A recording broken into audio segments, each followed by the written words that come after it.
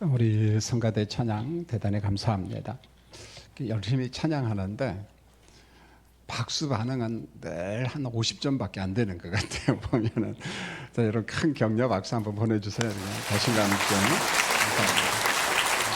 설교하기 전에 우리 귀한 사람이 있는데 저 중위층에 우리 박달림 자매 가정 한번 이렇게 한번 일어나 보세요. 전부 다 5명 호주에서 아마 제가 은퇴한다고 저를 축하하러 온 건 아니고 아버지 장로님 박정혜 장로님 오건사님 계시니까 왔어요. 한번 스크린 한번 비춰주세요. 한번 일어나 보세요. 예.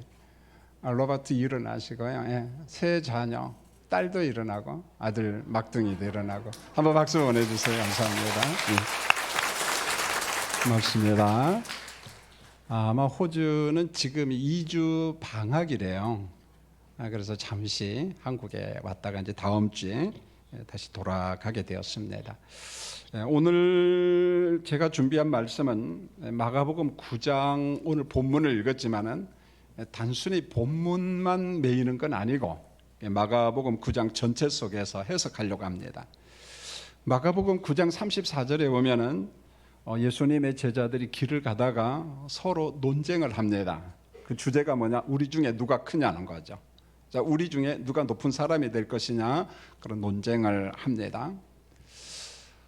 그때 예수님께서 뭐 어린아이 이야기도 하지만은 오늘 42절에서 예수님이 이렇게 말해요. 논쟁하는 자들에게 자, 제자들아, 작은 자 하나를 실족시키면 안 된다. 예수 공동체 안에 많은 성도들이 있는데 그 중에 단 한 사람이라도 실족시키면 안 된다. 실족시키면 안 된다. 그 이야기를 합니다. 여러분 42절을 다시 보면 누구든지 나를 믿는 작은 자들 중에 예수를 믿는 작은 자들 중에 하나라도 실족시키지 말라 이렇게 말합니다. 자, 여기서 작은 자는 어린아이와 같은 자입니다. 그래서 본문 42절은 바로 앞에 나오는 마가복음 9장 37절과 자연스럽게 연결이 되고 있는데 여러분 37절에 보면 어린아이가 등장해요. 자, 이 어린아이는 문자적으로 어린아이입니다. 분명히 어린아이입니다. 그런데 여기에서 어린아이는 또 비유적 상징적인 의미가 있는데 어린아이처럼 약한 사람, 어린아이처럼 아주 약한 사람, 소자, 작은 자. 자, 그걸 의미하고 있어요. 어린아이지만은 문자적인 어린아이요, 동시에 약한 사람, 작은 자. 자, 그렇게 우리가 적용하면서 본문을 해석하면 됩니다. 자, 예수님은요, 어린아이와 약한 자를 자신과 동일시할 때가 종종 있어요. 그래서 나 예수를 대하듯이 어린아이를 대하라. 나를 영접하듯이 어린아이를 영접하라. 이렇게 말합니다. 이게 우리가 사복음서를 보면 가끔 나오잖아요. 나를 영접하듯이 어린아이를 영접하고 작은 자를 섬기라. 나를 섬긴 자는 아버지를 섬기고 이런 논리예요. 보면은요. 여러분 본문 42절과 37절은 정말 동일한 말씀이에요. 보면은요. 자, 이런 겁니다. 누구든지 예수님을 믿는 작은 자, 어린아이와 같은 자를 실족해 하면 그 다음 보십시오. 굉장히 무섭습니다. 차라리 연자 맷돌을 어디에다 메고요? 목에다 메고 어디 들어가래요? 여러분 연자 맷돌을 메고 바다 들어가면 뭐 하라는 말입니까? 죽으라는 말입니다. 여러분 예수님의 설교가 너무 험하잖아요. 연자 맷돌을 메고 바닷속에 들어가 죽으라. 여러분 연자 맷돌이 여기를 콩 가는 그런 작은 맷돌이 아니에요. 짐승이 돌리는 큰 맷돌입니다. 어떻게 됩니까? 너 죽으라는 말입니다. 너무 험하잖아요. 여러분 초대교회 교인들 구성원들을 보면 대다수가요 참 가난했어요. 소외된 사람들이었습니다. 자, 이렇게 외적으로는 가난하고 신분적으로는 소외된 사람들이지만은 예수님이 이렇게 말합니다. 그럴지라도 이들이 누구냐? 예수 공동체에 들어와 있는 예수의 제자다. 내 제자다. 그런 말이에요. 주님의 제자들이다. 그런 말이에요. 그러므로 사랑하는 제자들아, 성도들아, 어린아이와 같이 작은 자, 그를 실족시키면 안 된다. 그를 영접하라. 그를 좀 이루하라. 그런 말입니다. 실족이라는 말이 무슨 말일까요? 제가 인쇄물에는 구체적으로 적지 않았지만은 자, 이런 겁니다. 실족, 문자적인 의미는 넘어지게 하는 거예요. 마치 발을 헛디뎌서 넘어지는 거, 이거거든요. 여러분, 실족이라고 하는 말은 이런 겁니다. 한 사람 안에 있는 어떤 자긍심, 자신감, 용기, 그것을 갖다가 상실하게 하는 거예요. 빼앗는 겁니다. 넘어지게 하는 겁니다. 설교를 준비를 하면서 그럼 실족해 한다는 신뢰를 내가 한번 들어봐야겠는데 뭐가 좋을까? 마침 상담을 하다 보니까, 목회하다 보면 목회 상담을 참 많이 하거든요. 이런 일이 있었습니다. 어떤 어린아이가 있었습니다. 한 초등학교 1학년, 2학년, 3학년 때면 뭐 천방지축이잖아요. 뭐 철이들은 얼마나 들겠어요. 공부를 잘하면 얼마나 잘하겠습니까? 여러분요, 놀고 싶잖아요. 그런데 아마 학교 선생님이 이 아이한테 이렇게 말했던 것 같아요. 얘야, 너는 왜 그렇게 공부를 못하냐? 그 정도도 괜찮아. 그 다음 말에 상처를 받아. 너는 왜 그렇게 멍청하냐? 이게 어린이 마음속에 깊이 박힌 거예요. 이게 상처가 된 겁니다. 그래서 늘 그런 생각을, 나는 공부를 못하는 사람인가 보구나. 그래, 나는 멍청한 사람이구나. 이게 꽤 오래 갔습니다. 본인이 장성해서 좋은 대학교 가고, 그 다음에 나는 멍청한 사람이 아니고, 난 공부를 못하는 사람이 아니고, 나는 부족한 사람이 아니구나. 그걸 현실 속에서 깨닫는 거예요, 보면은요. 그런데 이 아이는 오랜 동안, 그래, 나는 멍청해, 난 공부를 못해, 거기에 잡히는 겁니다, 보면은요. 물론 다 그런 건 아니지만은요. 자, 우리 성도님들, 어른들이요, 부모님들이요, 선생님들이요, 내 앞에 있는 어린아이를 우리는 얼마든지 실족시킬 수 있다는, 넘어뜨릴 수 있다는 겁니다, 보면은요. 그 인생을 성공적으로 이끌 수도 있지만 그 인생을 망칠 수도 있다는 거예요. 누가? 말 한마디, 어른들의 말 한마디, 부모의 말 한마디, 선생님의 말 한마디가. 오늘 성경은 그러잖아요. 예수님께서 만일에 누군가를 실족해 하는 사람이 있다면은 주님 말씀합니다. 차라리 연자 맷돌을 목에 메고 뭐 하는 게 좋겠다는 거예요? 바닷속에 들어가라는 거예요. 그냥 무섭지 않아요? 엄한 경고입니다. 여러분, 실족에 대한 말씀을 하면서 제가 어느 정도 무서운가, 그 죄악에 대해서 단호하라, 이렇게 말합니다. 43절을 보세요. 내 손이 범죄하면 찍어버리라. 장애인으로 영생으로 들어가는 것이 두 손으로 지옥불에 들어가는 것보다 낫다는 거예요. 45절을 보세요. 내 말이 범죄하면 찍어버려라. 전은자로 영생에 들어가는 것이 두 발로 지옥 가는 것보다 낫다. 47절입니다. 내 눈이 범죄하면 빼버리라. 한 눈으로 하나님의 나라 영생으로 가는 것이 두 눈 가지고 지옥 가는 것보다 낫다. 엄격한 교훈이에요. 경고 말씀입니다. 물론 본문을 절대 오해하면 안 돼요. 문자적으로 보면 잘못입니다. 사람의 신체를 제거하라, 손을 찍어버리고 발을 찍고 눈을 빼라, 그런 말은 아닙니다. 이 말씀을 주신 목적은 이거잖아요. 관계 속에서, 인간관계 속에서, 예수 공동체 안에서 더불어 살면서 이웃을 실족해 하지 말라. 만약에 실족해 했다면 그 죄를 제거하라는 거예요. 회개하라는 거예요. 만일 죄를 방치하면은, 회개치 아니하면은 이룰 수 있다는 거예요. 영생의 나라 들어가는 것이 아니라 영벌에 들어갈 수 있다는 겁니다. 영벌에 들어갈 수 있다는 거예요. 착각하지 말라는 거예요. 죄 짓고.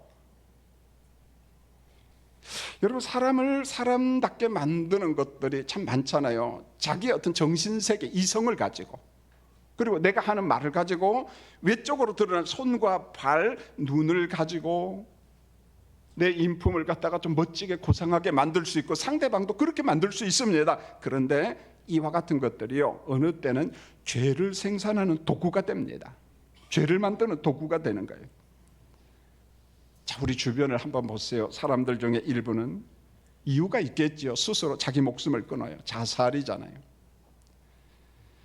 자신의 몸과 정신을 파괴하는 사람이 있습니다. 자해잖아요. 자해가 뭡니까? 도구를 사용하는 거예요. 칼을 가지고 손을 긋기도 하고, 어떤 사람은 약을 먹고 자기 목숨을 끊으려고 하기도 하고요. 자기의 정신세계와 신체를 갖다가 파괴하는 거, 여러분, 이게 자해잖아요, 보면은. 제가 한 책의 통계를 봤어요. 미국 자살 예방 재단의 통계입니다. 2017년도 통계입니다. 자살자가 47,000명에서 공식적인 통계죠. 더 되겠죠 보면은. 자해를 하고 병원에 온 사람, 입원한 사람이 50만 명입니다. 더 많겠죠 보면. 그럼 미국뿐인가요? 자, 우리가 살고 있는 대한민국은 어떤가요? 자살률 대단하잖아요 보면. 내 몸을 자해합니다. 내 몸을 파괴한다는 거죠 보면은요. 자, 이뿐인가요? 마약 청정국이라고 했는데 아니요, 지금은요 마약이 막 흘러 넘치고 있어요. 대한민국 땅에요. 자, 그러면 미국뿐만 아니라 대한민국뿐만 아니라 우리가 살고 있는 세상은 어떨까요? 살맛이 없다는 겁니다. 자살 충동자가 많습니다 보면은요. 고통당합니다. 정신적으로 방황합니다. 우리가 살고 있는 세상이 그렇게 자꾸 변질되고 있어요. 바뀌고 있습니다.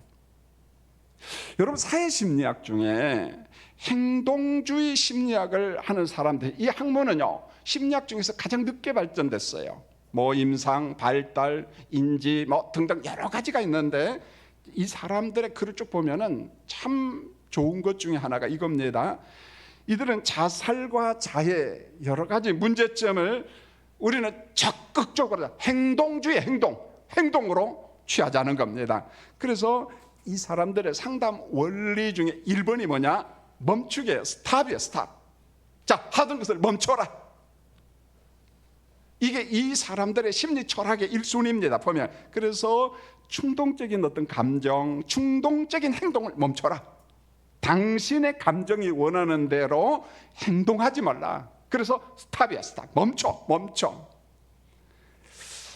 행동주의 치료 심리학자들이 가장 강조하는 게 뭐냐면 이겁니다. 자기에게 단호하라. 제가 오늘 이걸 가져오는 거예요. 자기에게 단호하라. 그러니까 이들이 가장 중요시 여기는 게 뭐냐면은 우리 현실을 있는 그대로 수용하자. 이게 프로이드 심리학하고는 좀 달라. 그 사람들은 저 깊은 내면 속에 뭐가 있느냐, 자, 그걸 가지고 자꾸 치료하려고 하는데, 우리 그거 따지지 말고 지금 이 사람이 어떤 행동을 했느냐, 그가 자살하려고 했느냐, 자해하려고 했느냐, 뭐가 문제냐, 그걸 그대로 수용하는 거야. 도피하지 말자. 정면으로 부닥치자. 힘들지만은 부닥쳐서 한번 고쳐보자. 멋진 철학을 가지고 있습니다. 그런데 이 사람들의 핵심이 뭐냐? 자기에게 단호하라. 그런데요, 우리 예수님의 설교를 잘 보세요. 오늘 본문에 죄에 대해서 얼마나 단호합니까? 손과 발을 어떻게 하라고요? 찍어 버려라. 눈을 어떻게 하라고요? 물론 문자적인 의미는 아니라고 이야기했습니다. 뭡니까? 단호함이죠. 단호함. 죄에 대해서 단호하라. 여러분, 이 말씀이 단순히 우리 의지에 호소하는 건 아니에요. 의지적인 열정만 있으면 모든 걸 해결한다, 그런 말 아닙니다. 세상은 그렇게 말하겠죠. 그런데 로마서 7장을 보세요. 사도 바울은 3가지 법을 이야기합니다. 우리에게 의지의 법이 있다는 거예요. 선한 일을 하고 싶은 의지의 법, 의지의 열정. 그런데 원하는 바 선은 행치 아니하고 우리의 의지를 죄악 가운데로 이끄는 죄악의 법이 있다는 거예요. 죄의 법. 그리고 성령의 법, 생명의 성령의 법이 있다. 우리 의지 가지고 내 죄악된 성향을 못 물리칩니다. 대적을 못해요. 죄악의 법에 넘어집니다. 그럴 때 성령의 법으로 죄악의 법을, 내 나쁜 습관을 대적하라, 이길 수 있다는 겁니다. 하나님을 의존하라, 그런 거예요. 단호함이라는 말은 내 의지적 단호함도 있지만 사실은 성령을 의존하는 거예요. 십자가를 의존하는 겁니다. 매일의 삶 속에 내 인생의 위기가 올 때, 어려울 때마다 그리스도와 성령을 의존하는 우리 교인들이 되기를 원합니다. 자, 본문 48절을 보세요. 지옥 형벌을 보여주면서 경고합니다. 지옥 형벌을 봐라, 지옥의 그림을 봐라, 그리고 경고를 하는데요. 자, 거기는 여러분 스크린 보고 48절 같이 한번 읽겠습니다. 시작. 거기에서는 구더기도 죽지 않고 불도 꺼지지 아니하느니라. 자, 거기에서는 구더기도 어떻게 해요? 안 죽어. 불도 어떻게 해요? 꺼지지 않아. 거기가 어디입니까?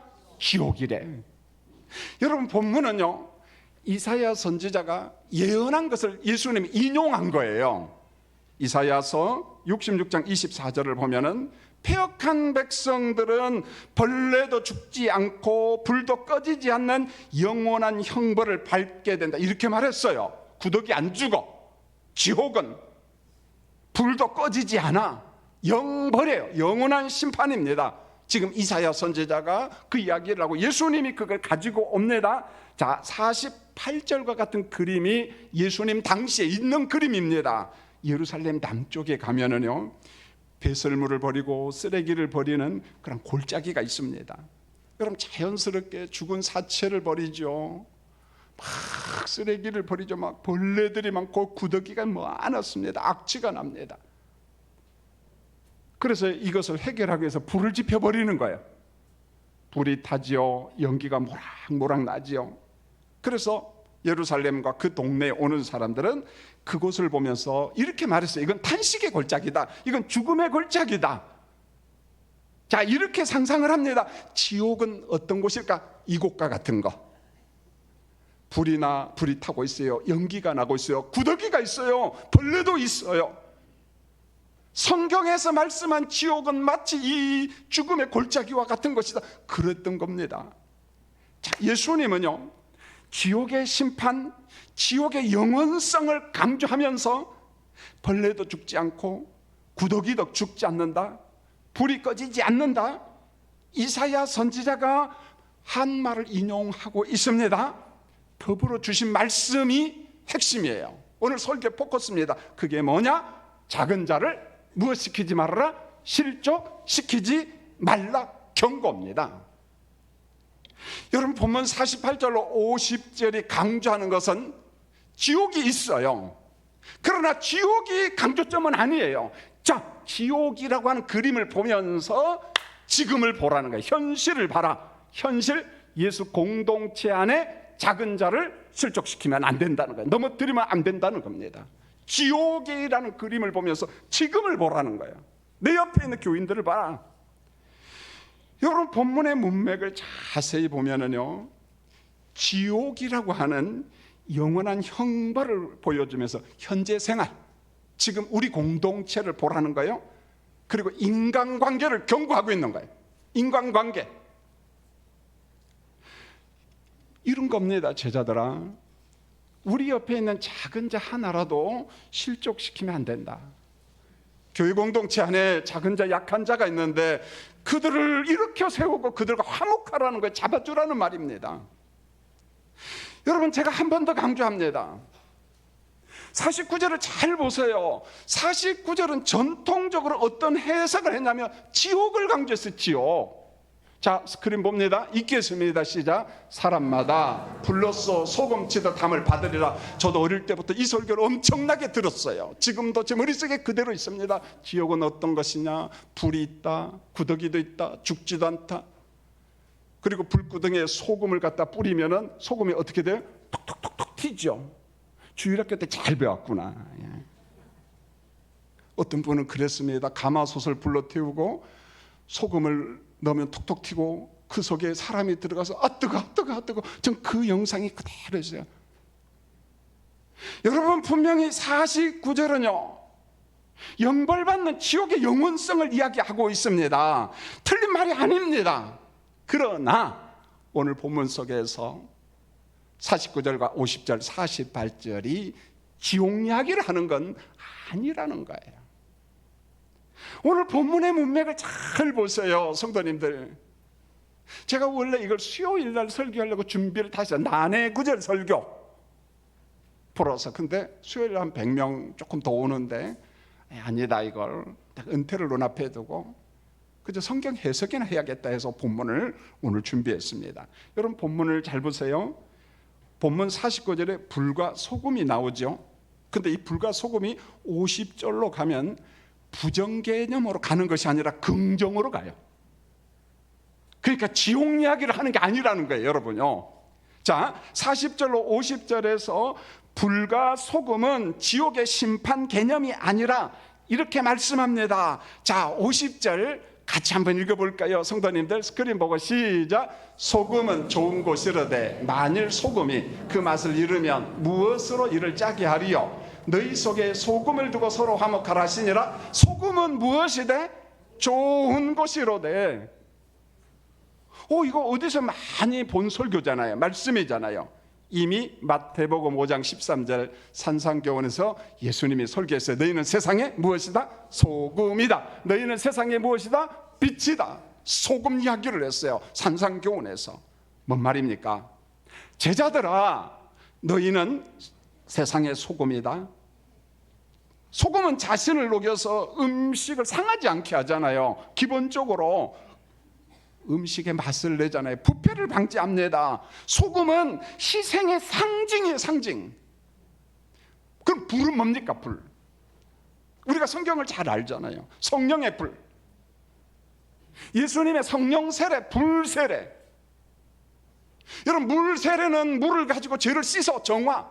그런데 불은 뭡니까? 씻는 정도가 아니라 완전 태워버리는 거예요. 완벽한 정화예요. 불은요. 불 세례. 정화시키는 강력한 불, 긍정의 불입니다. 자, 50절을 다시 보십시오. 소금의 역할이 나오는데 예수님 공동체를 안에서 화목케 하는 소금 그랬어요. 약한 자가 있고 넘어진 자가 있느냐, 실족케 하고 정죄하고 그런 것이 아니라 화목케 하는 소금. 소금을 두고 너희 속에 소금을 두고 화목하라, 이런 뜻입니다. 여러분, 사람 사는 곳에는 약한 자가 다 있어요. 자, 우리 가운데 약한 자가 있으면은 주의 제자들아, 실족시키는 것이 아니라 작은 자를 잡아주고 일으켜 세워주고 화목하라. 어린아이와 같은 약한 자를 섬기라, 그런 말입니다. 실족시키는 것이 아니라, 넘어지게 하는 것이 아니라, 죄짓게 하는 것이 아니라, 깊은 상실감을 주는 것이 아니라 어떻게 해요? 잡아주라는 거예요. 화목케 하라. 여러분, 데살로니가전서 5장 14절도 비슷한 말씀입니다. 바울이 그래요. 데살로니가 교회를 향하여 형제들아, 마음이 약한 자를 격려하고. 마음이 약한 자가 있잖아요.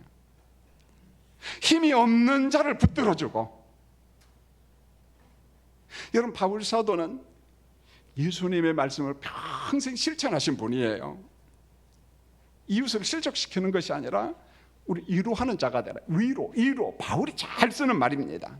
사도 바울의 간증이 있어요. 고린도후서 1장 5절입니다. 나는 넘치는 고난을 받았다.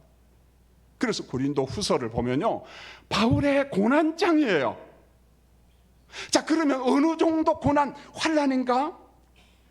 잘 들어보세요. 고린도후서 1장 8절로 9절. 살 소망까지 끊어진 환난.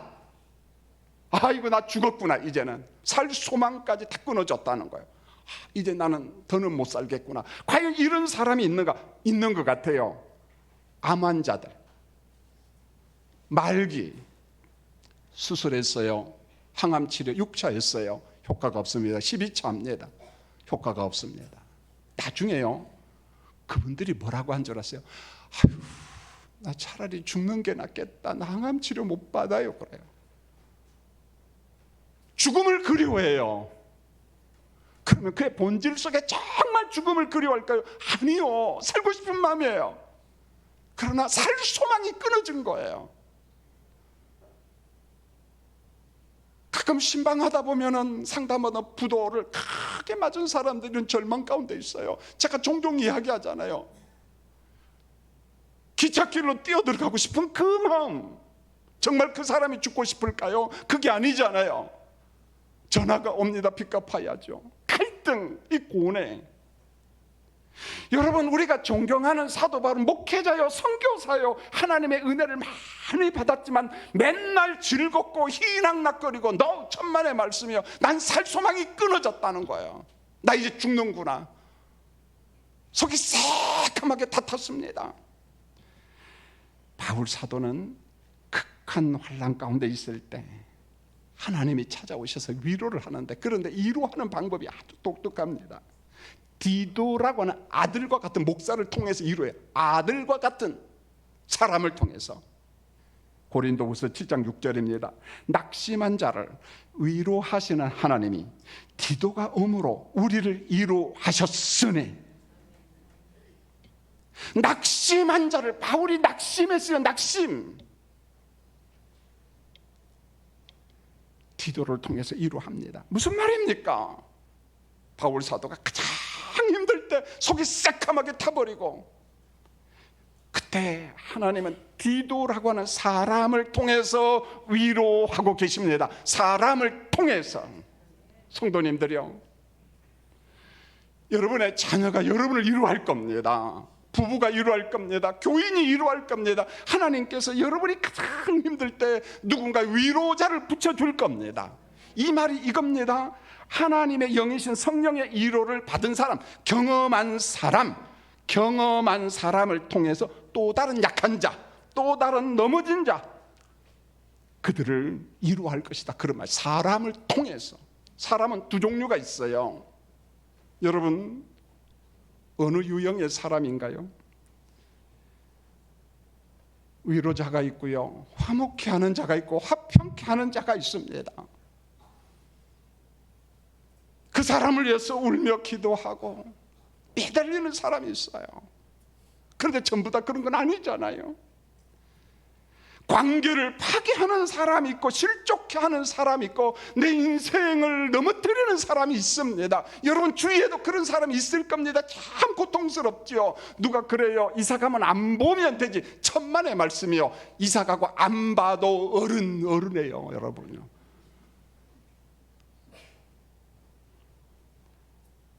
여러분 예수님의 설교는 정말 단순합니다. 그러나 엄격합니다. 제자들아, 우리는 가족과 교인들과 이웃과 더불어 살면서 실족시키지 말아라. 설교를 준비한 제 자신도 참 죄송하죠. 여러분, 제가 아는 목사님들, 선교사들 외국에 있잖아요. 가끔 가다 전화합니다. 선교비 보냅니다. 저는 그들을 실족시켜 본 적도 없고 그들도 나를 실족시켜 본 적이 없어요. 왜요? 저 미국의 필라델피아 살고 영국의 브라이튼에 살고 만날 날이 있나? 없잖아요. 그런데 부부는 24시간 어떻게 해요? 붙어 살아요. 부모 자녀는 붙어 삽니다. 그러니까 실족시킬 가능성이 있어요, 없어요? 성도님들 있어요, 없어요? 있어요, 여러분요. 이제는 실족시키는 자가 아니라 지옥의 그림을 보라는 거예요. 부더기도 죽지 않고 불도 꺼지지 않아요. 영벌의 지속성이에요. 그 그림을 보면서 내 옆에 있는 사람을 넘어지게 하지 말라, 실족시키지 말라. 그리고 일으켜 세워줘라. 일으켜 세워줘라. 위로자가 되라는 거예요. 위로자가 되라.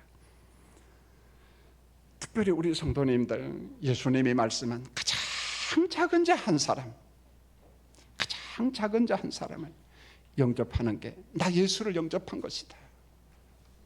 나 예수를 영접한 것이다. 마태복음 25장 40절입니다. 여기 지극히 작은 자 하나에게 한 것이 곧 내게 한 것이라. 지극히 작은 자 하나에게 한 것이. 여러분, 우리 교회 안에, 전도회 안에, 여러분 집에 약한 자, 지극히 작은 자가 있으면요, 포기하지 마시고요. 오늘 2부 예배 제 후배입니다. 우리 박종영 강도사 아버지 박건교 선교사, 제 초등학교 3년 후배, 중학교 3년 후배, 고등학교 3년 후배, 같은 교회 3년 후배, 대학원 3년 후배, 그게 다 3년이야. 내 후배 중에 제일 착한 사람이야. 그냥 제일 이뻐. 그런데 자기 어머니가 거의 90이 다 됐는데 넘어져서 고관절에 고장이 났어요. 전북대학병원에 입원했는데 선교사로 왔다 갔다 하는데 방법이 없는 거야. 지금 수술하면은 회복될 가능성이 많아요? 없어요. 이렇게 해야 되냐, 저렇게 해야 되느냐, 교수님들하고. 그래서 목사님, 그래도 이번 주에 수술하기로 했습니다. 두 누나가 있어요. 아들로서는 큰 아들입니다. 목사님, 제가 잘했는지 잘못했는지 모르겠어요. 보면은요, 자기는 이번 주 태국 선교지로 가는데 자기 누나가 저 네팔 선교사입니다. 가는 걸 잠시 보류하고 한국에서 어머니를 케어하는데 우리가 잘했는지 잘못했는지 모르겠다는 거예요, 보면은요. 그러나 박 목사 잘한 거야. 아들이잖아. 어머니가 어떤 결과가 날지 모르겠어요. 고관절 수술하고 일어날지 못 일어날지 우리는 모르잖아요. 그러나 지금 인생에 가장 외로울 때 계신 부모님을 지극정성으로 섬기고 위하여 기도하고 찾아뵙는다는 것은 정말 잘한 거야. 우리는 모두 다 주의 나라에 부름받은 위로자입니다. 위로자. 성도님들 저랑 약속해요. 내 옆에 있는 자를 실족시키는 자, 넘어뜨리는 자가 아니라 넘어진 자를 붙잡아주고 위로하는 우리 교인들이 되시기를 예수님의 이름으로 축원합니다. 기도하겠습니다. 하나님, 우린 위로자입니다. 인생을 살다 보니까 넘어진 사람이 참 많고 우리의 불찰과 어리석음으로 아내와 남편과 내 자녀와 형제와 교인들을 넘어뜨릴 때가 많습니다. 성령이여, 다시는 이런 죄를 범하지 않도록 은총을 베풀어 주시옵소서. 예수님의 이름으로 기도합니다. 아멘.